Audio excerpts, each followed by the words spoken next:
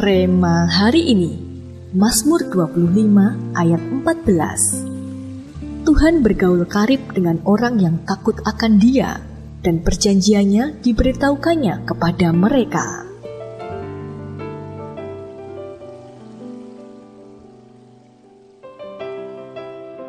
Banyak dari kita pastinya sudah sering mendengar salah satu kesaksian gembala sidang kita ketika beliau masih SMP.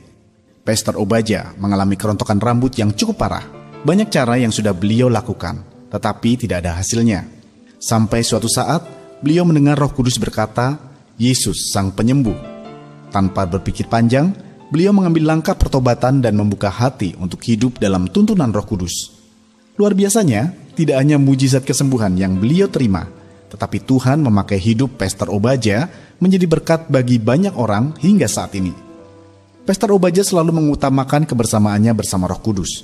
Beliau selalu menyediakan ruang pribadi dan jam khusus untuk membangun Pondok Daud, termasuk sebelum beliau melakukan pelayanan. Pastor Obaja selalu duduk diam mencari hikmat dan tuntunan Roh Kudus. Beliau memahami karakter Roh Kudus sehingga beliau semakin mudah membangun hubungan dengan Roh Kudus. Keintiman inilah yang membuat Roh Kudus bekerja secara maksimal dalam pelayanan Pastor Obaja. Teladan keintiman Pastor Obaja dengan Roh Kudus merupakan sebuah contoh nyata yang patut kita ikuti. Semakin karib seseorang dengan Roh Kudus, maka pemahaman dan pengenalannya akan pribadi Roh Kudus pun semakin nyata. Saat pemahaman kita akan karakter Roh Kudus semakin dalam, maka kita akan semakin mudah membangun hubungan yang harmonis dengannya. Ketika kita semakin mengenal apa yang menjadi kerinduan Roh Kudus, kita akan lebih berjuang menyediakan waktu untuk mengutamakannya.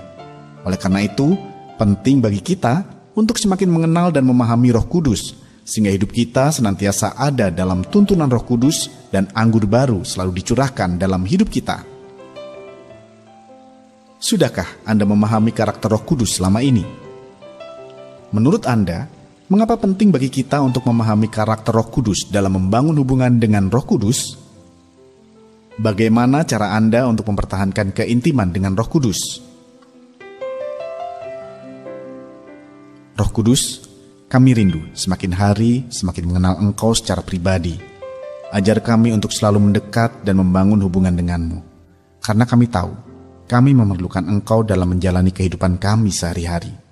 Di dalam nama Tuhan Yesus, kami berdoa. Amin. Pemahaman akan karakter Roh Kudus membuat kita bisa semakin mudah membangun hubungan dengan Roh Kudus.